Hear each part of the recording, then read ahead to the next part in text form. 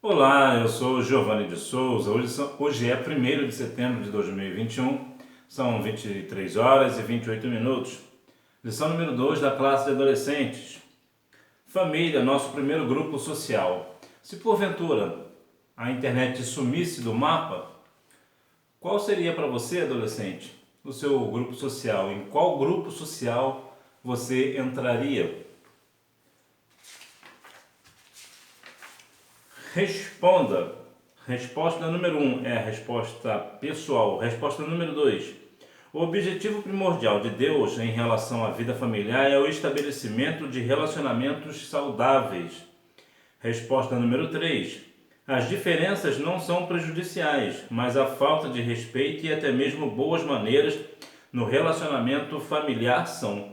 Resposta número 4. Os pais não devem provocar a ira dos seus filhos e os filhos devem honrar seus pais. O nosso refletindo. Resposta número 1. A necessidade de ter relacionamento. Resposta número 2. A comunicação é a base para se estabelecer relacionamentos saudáveis. Por intermédio do diálogo, os relacionamentos são fortalecidos. Resposta número 3. Honrar pai e mãe.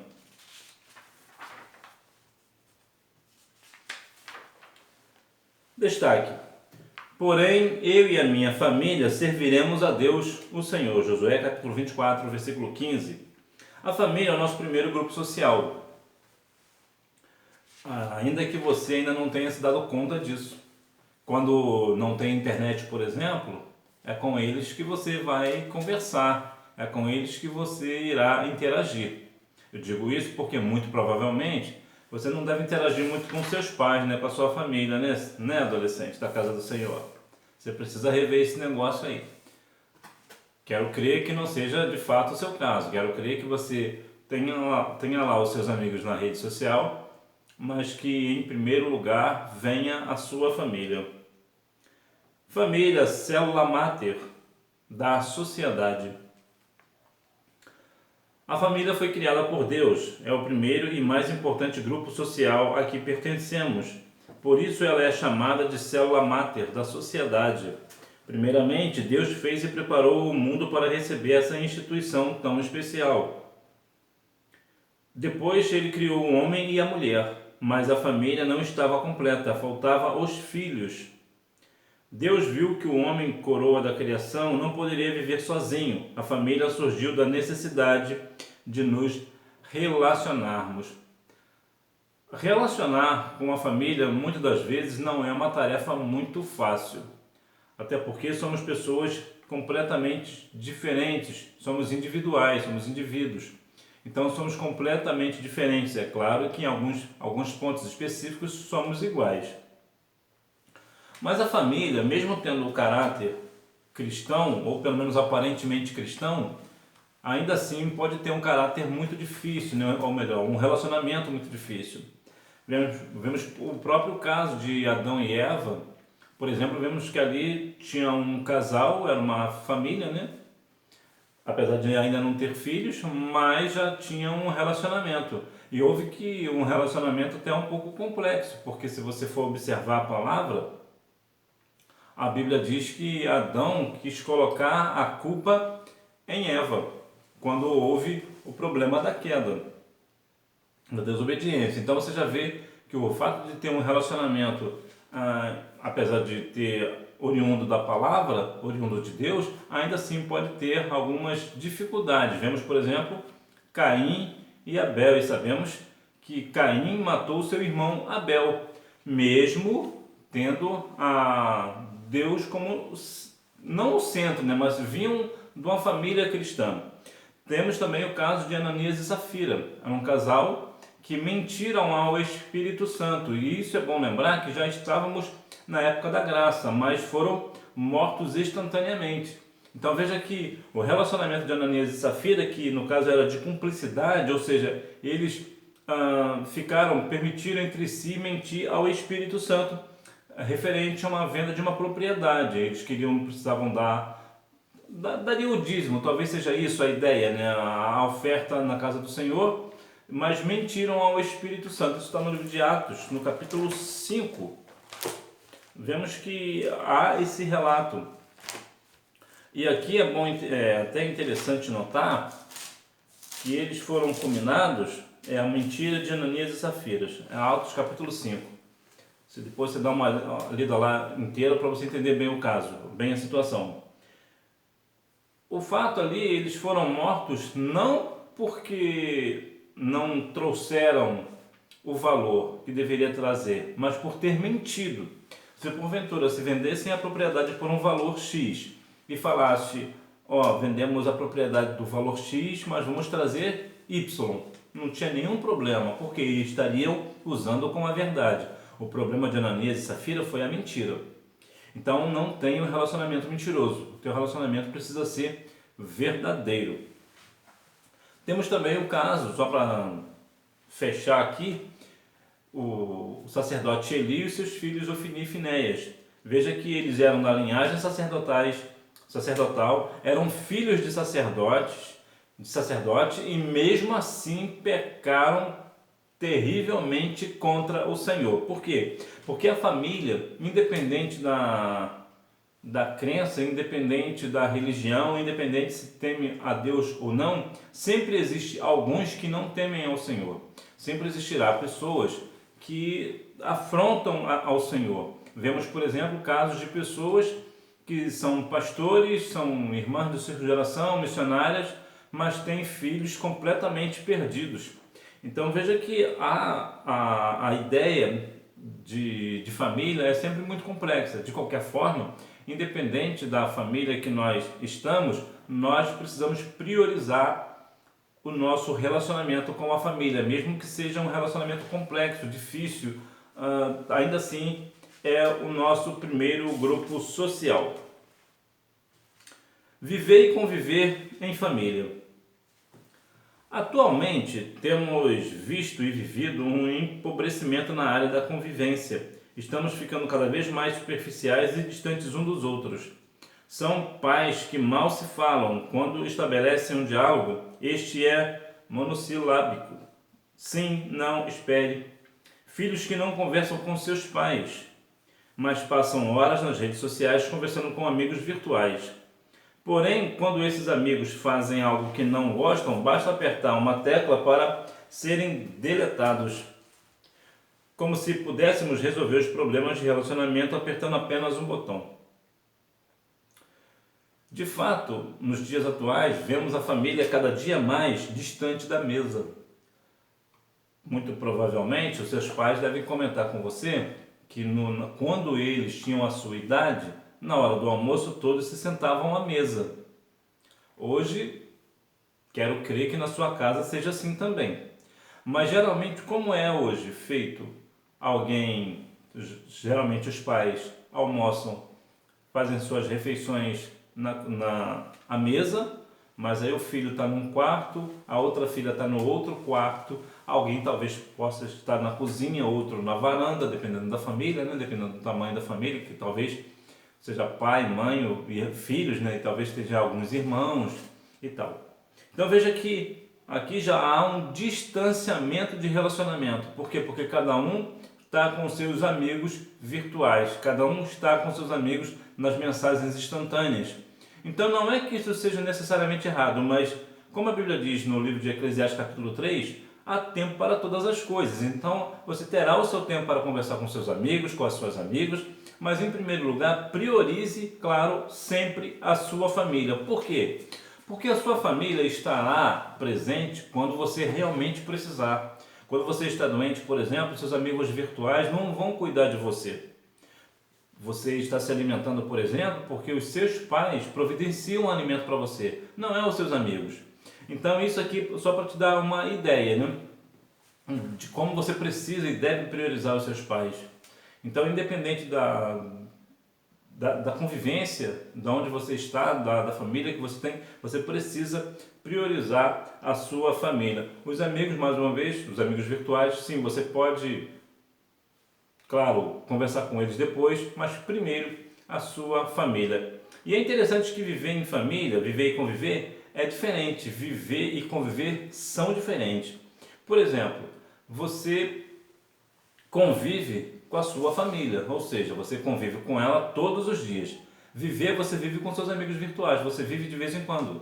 Então, viver é diferente de conviver. Então, seus amigos virtuais estarão sempre perfeitos, estarão sempre belos, bonitos, atraentes até o caso, as meninas da mesma forma, e sempre te darão razão em tudo que você fizer, eles vão sempre te dar razão. E é por isso, muito provavelmente, que você fica mais tempo com eles do que com a sua família. Por quê? Porque os seus pais, a sua família, num todo, não vai te dar razão sempre. Na verdade, eles quase não te dão razão. Seja honesto, seja uma pessoa honesta. Então, seja honesto na sua resposta. De fato, você há de convir comigo, de concordar comigo, que os seus pais geralmente discordam de você. Por quê? Porque eles querem o teu melhor, então eles sabem que você está errado, mas os seus amigos vão sempre dizer que você está certo, independente do que você está fazendo. Ou seja, eles não medem as consequências, porque eles não ligam para você. Então, você fazendo algo errado ou não para eles é a mesma coisa, para os seus amigos virtuais é a mesma coisa, para os seus pais não, para os seus pais é diferente. Então é por isso que eles nunca te dão a razão, porque eles sabem que o que você está pensando em fazer está completamente equivocado. Então, priorize a sua família, porque ela, independente, às vezes até aparentemente você possa pensar que estão contra você, mas na verdade a sua família quer o seu melhor.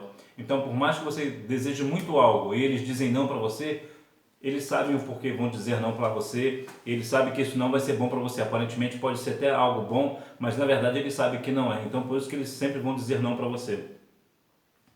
Boas maneiras devem fazer parte do nosso dia a dia. As diferenças não são prejudiciais, mas a falta de respeito e até mesmo de boas maneiras no relacionamento familiar são. É em casa que temos que aprender a dizer bom dia, com licença, obrigado, por favor, desculpa, até logo, etc. Palavras que são significativas para trazer paz e harmonia a uma família, caso haja respeito entre os seus membros. As regras mais básicas da educação estão sendo abandonadas. Não há família que permaneça saudável mesmo que leia a Bíblia diariamente e ore, sem que seus membros busquem tratar um ao outro com respeito, consideração e educação. Essa deve ser a primeira lição de casa que deveríamos aprender. Se falando em aprender, é interessante que você entenda que boas maneiras devem fazer parte da sua vida sim, e essas boas maneiras você aprende na sua casa. Você vai para a escola para adquirir conhecimento. É claro que a escola até ajuda em alguns aspectos, ensina boas maneiras até, em alguns casos específicos. Mas, volto a dizer, digo e repito, boas maneiras nós trazemos de casa, educação nós trazemos de casa, nós vamos à escola para adquirir conhecimento. E sim, existem algumas palavras mágicas, por exemplo, com licença, por favor, desculpa, até logo, até breve. Eu não gosto muito da palavra obrigado. Eu vou te explicar por que eu não gosto muito de usar e é difícil eu usar até. Quando alguém faz um favor para mim, eu não digo obrigado, eu digo agradecido. Por quê? Porque quando você diz obrigado, você está dizendo que você é obrigado a fazer outra coisa para compensar aquela coisa que uma pessoa fez por você. Então eu prefiro dizer agradecido, que eu acho que soa melhor. Mas o obrigado, claro, faz parte das boas maneiras do nosso dia a dia e é educado e até abrir algumas portas, inclusive. Então, quando alguém faz algum favor para você, seja sempre agradecido ou agradecida. Mas, mais uma vez, vou enfatizar, boas maneiras nós levamos de casa. A gente vai para a escola para adquirir conhecimento. E isso serve também para a Escola Bíblica Dominical. Você já vai educado para a Escola Bíblica Dominical. Lá você vai aprender conhecimento bíblico. É diferente da tua escola secular. Na escola secular tu vai aprender matemática, inglês, português, etc. Mas na Escola Bíblica Dominical, claro, você vai estudar a palavra do Senhor. Mas boas maneiras você precisa levar de casa. Então, quando seu pai, sua mãe, os seus familiares te ensinarem boas maneiras, para ouvir e aprenda. Isso abre portas e você vai ser sempre um adolescente visto uma pessoa educada, e é um pouco até raro hoje ver adolescente educado, até mesmo na igreja. Então seja uma pessoa, seja um adolescente educado, uma adolescente educada. A Bíblia e a família. Os filhos devem obedecer aos pais e os pais devem respeitar os filhos. A disciplina na família é necessária. Um pai que te ama corrige seu filho. Aliás, um pai que ama corrige seu filho. Mas infelizmente muitos pais acabam exagerando nas regras e deixando os filhos desanimados. Deve haver equilíbrio. As regras e a disciplina devem ser acompanhadas de amor que tudo suporta e tudo espera. Aqui existem dois pontos que eu considero assim, extremamente relevantes. A primeira é sobre a questão dos filhos devem obedecer aos pais. Sim, os filhos devem obedecer aos pais, como diz Êxodo capítulo 20, versículo 12. Honra teu pai e tua mãe para que se prolongue seus dias na terra que o Senhor teu Deus te dá. E os pais devem respeitar os filhos, sim, também, como diz Efésios 6, né? Agora, há de se pensar o seguinte: a disciplina na família é necessária. Um pai que ama corrige seu filho. Sim, o pai ou a mãe vai corrigir o seu filho. E existe aqui um ponto crucial. Corrigir é necessário. A Bíblia diz para não tirar a vara do menino, né? Pois bem, aqui vai dizer que muitos pais acabam exagerando nas regras e deixando os filhos desanimados. O que é isso?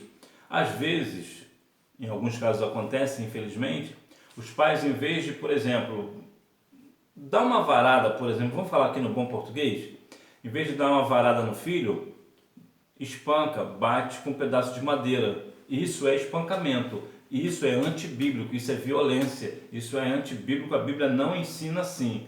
O que a Bíblia ensina é corrigir. Em outros casos, isso aqui é do pai para o filho. Então, ou da mãe, né? Quem é que vai corrigir o filho? Precisa ser moderado, não vai espancar o filho. É para dar uma varada, né? Uma chinelada, coisa do gênero. Isso aí não tem nenhum problema. Há um ditado mineiro muito interessante que diz que pés de galinha não mata pinto. Isso quer dizer que a mãe batendo no filho, o filho nunca morre. Mas bater, corrigir e não espancar, volto a dizer. Por outro lado, tem também o caso dos pais respeitar os filhos demasiadamente. E aqui demasiadamente que eu quero dizer, não é que eles respeitam necessariamente, eles ficam endeusando seus filhos. O que é isso na prática? O filho pode fazer o que quiser, a filha pode fazer o que quiser, que o pai e mãe não corrigem, não bate no filho, não vai dar umas varadas nessa criança, né, nesse adolescente, que eu quero crer, mais uma vez, que não seja o seu caso, quero crer que você seja um obediente, uma adolescente obediente na casa do Senhor e principalmente os seus pais. Mas aqui eu acho interessante falar sobre essa questão, porque hoje vemos uma situação do seguinte: os filhos não obedecem aos seus pais. Por outro lado, os pais também não corrigem. Aí os pais ficam, não, meu filho, minha filha vai ter do bom e do melhor, tudo aquilo que eu não tive eu vou dar para eles. Tudo bem, isso é correto. Entretanto, aquilo que você teve, que foi a correção dos seus pais, você não quer passar para o seu filho. Então, nós precisamos ver os dois lados. Existe o lado do adolescente, da adolescente, que precisa ser corrigida com vara, e também o pai não pode espancar, a mãe não pode espancar, é vara, é bater, é não machucar, é não ferir. Vai dar uma certa pecada, mas isso depois passa.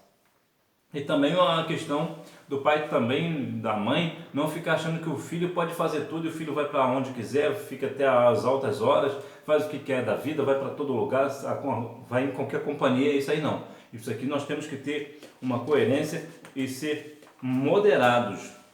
Tudo na palavra a gente precisa ser moderado, ou pelo menos quase tudo precisa de uma moderação. Então nós precisamos ter e compreender que a família é o nosso primeiro grupo social, e vivendo um grupo social nós precisamos viver realmente uma sociedade em família. Nós precisamos compreender que a família é a base de tudo, inclusive a base da igreja. Se você andar mal com a sua família, a igreja também andará mal. Por quê? Porque a igreja é o reflexo da sua família. Então, é claro, aqui no caso que eu digo de reflexo, não é que talvez a sua família, você seja um cristão, por exemplo, na família, que a igreja vai estar mal. Não é isso que eu estou dizendo. Estou dizendo o seguinte: digamos que, por exemplo, você, por alguma razão, inclusive aqui nem entra justificativa, mas independente, digamos que você esteja brigado ou brigada com a sua mãe. Vocês discutiram e você saiu de casa de mal com a sua mãe, de mal com o seu pai, você vai para a igreja? De forma nenhuma, Deus não vai aceitar o seu culto. Volta com seu pai, com a sua mãe, se corrija. E eu vou até dizer, vou até me adiantar aqui, sabendo que quem está errado é você. Por quê? Porque os nossos pais, eles são autoridade sobre nós. Então, se seu pai e sua mãe brigou com você, porque alguma coisa errada você fez. Agora, uma outra questão também sobre a questão dos pais, de obedecer os pais, nós também temos que ver também sobre a questão da obediência à palavra. Se por alguma razão os seus pais fizerem algo, mandar você fazer algo que é contrário à palavra do Senhor, é contra a Bíblia, aí você não tem necessidade de fazer, obedecer o seu pai e sua mãe. Por quê? Porque vale mais obedecer a palavra do Senhor do que o pai e mãe nesse ponto específico. Nesse ponto claro, né? Que você está, se você, no caso, obedecer o seu pai e sua mãe, você está pecando contra Deus. Então, se você está pecando contra Deus, se você obedecer a sua mãe ou o seu pai, ou alguém de autoridade sobre você, de família, tio, tia, ou avô ou avó, aí você não vai fazer, porque você não pode pecar contra Deus, porque se um desses manda você fazer algo e esse algo você sabe que é pecado, então você não vai fazer. Aí não, aí você precisa agir como uma pessoa cristã. Não, eu não vou fazer isso porque isso é contra a palavra. Então que nós venhamos a cada dia mais compreender que nós devemos sim, podemos sim ter os nossos amigos virtuais, em redes sociais e tudo mais, ter até um certo tempo para eles, em alguns casos, até alguns amigos desses vão te ajudar muito, às vezes até mais do que as pessoas que estão próximas, do que os amigos que estão próximos. Agora, na rede social, na verdade, se a gente for olhar na bem da verdade, ela aproxima pessoas distantes e distanciam as pessoas próximas. Então, nós precisamos ter cuidado. Será que você não está dando mais tempo para um amigo que está lá do outro lado do mundo e não está dando tempo para o seu amigo que realmente está com você todas as horas? Nos momentos alegres, nos momentos tristes, ele está sempre ali com você, ela está sempre ali com você, você está dando mais valor a uma pessoa que você nunca viu? Então você precisa também saber moderar esse tipo de coisa. Você precisa, de fato, valorizar as pessoas que estão próximas de você, que no caso é a sua família e seus amigos que moram perto, os seus vizinhos. Valorize, procure valorizar esse grupo social, porque certamente você vai se dar muito bem na sua vida. Até porque isso também vai entrar como um testemunho, né? As pessoas, você é uma pessoa que caminha para a igreja, está nos caminhos do Senhor, mas o teu vizinho não vê amor em você. Lembra daquele bom dia que a gente mencionou? Que nós mencionamos, o bom dia, o obrigado, aquela coisa toda. Então você passa pelo teu vizinho e não dá nem bom dia. Então como é que ele vai ter em você uma referência de cristão? Ele vai ver que você é um adolescente desrespeitoso. Esse adolescente diz que vai para a igreja e tudo mais, que eu louvo a Deus, mas ele não dá nem bom dia para mim. Aí não dá, né? Então, você precisa, claro, ter respeito para com o próximo, né? Você precisa conversar, falar com o seu vizinho, com a sua vizinha, com seus amigos próximos. Você precisa estar muito mais perto deles, próximo deles. Mais uma vez, dizendo, não há nenhum problema de você ter os seus amigos virtuais, mas priorize aqueles que estão próximos de você. E que você não deixe de ir à escola bíblica dominical, até porque quem faz a escola é o aluno. Tchau, boa aula!